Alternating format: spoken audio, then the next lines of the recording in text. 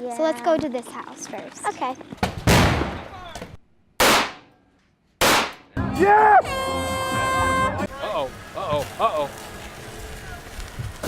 We ain't gonna what? Let nobody turn us around.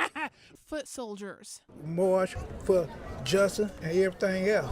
They're still marching today because they say they never stopped.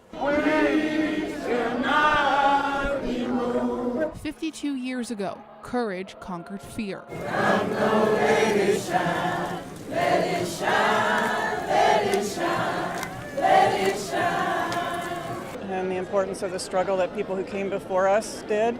It's very chilling to be walking across this bridge and knowing what happened 52 years ago. And 52 years later, many feel like they're still fighting. That's why I will always walk from Selma to Montgomery as long as I'm able, because those people marched to get the right to vote to open up those doors.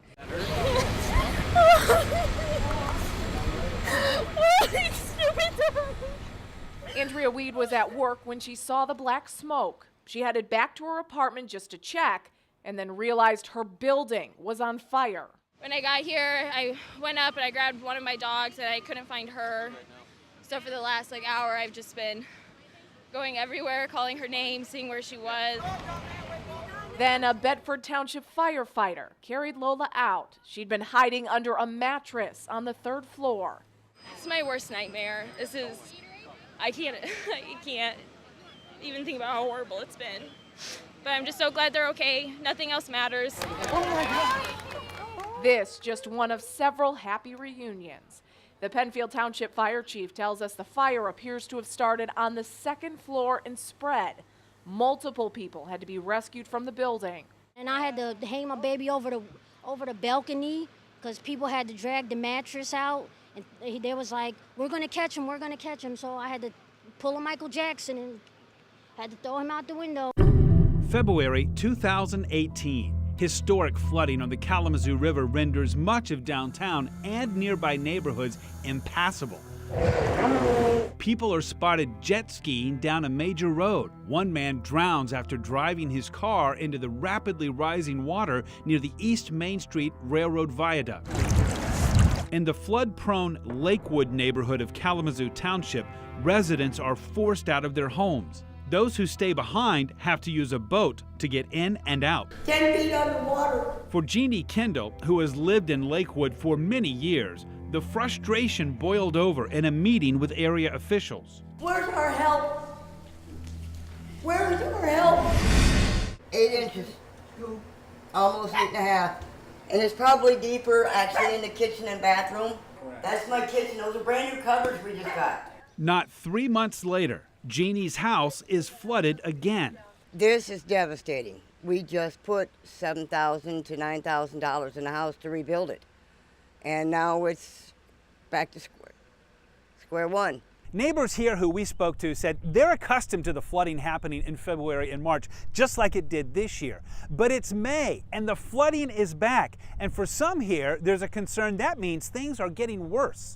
So this one is clear. 5 minutes. That's how quickly a person can get the all clear to buy a gun in Michigan. You point and then just try and go center mass. Jonathan Southwick believes less laws will lead to fewer mass shootings. Getting rid of pistol-free zones could do a lot to stop a lot of these shootings. Fight fire with fire. But what if guns could be taken out of the hands of a potentially dangerous person before the trigger is pulled? I think it's stupid. It's a loophole for confiscation. In Michigan, the proposal would let police or family members seek an extreme risk protection order to keep a person away from guns for up to a year. When there is a very credible threat that you are likely to cause harm to yourself or others, a judge could then intervene if... State Representative Jonathan Hoadley is behind the bill. We shouldn't have to wait till there's a tragedy, because Kalamazoo has already experienced one. Perhaps. Hoadley says it's possible a red flag law could have stopped Jason Dalton, the Uber driver accused of murdering 6 people in a random killing spree. He was in here just hours before that, laughing, carrying on, giving hugs. Strange to you? Yeah. Strange doesn't mean someone should be stripped of their rights, Southwick says. These laws are not legal, basically. It's just you're making up reasons to take away people's guns. The red flag bill is still at step 1 in the legislative process, 10 months after it was introduced.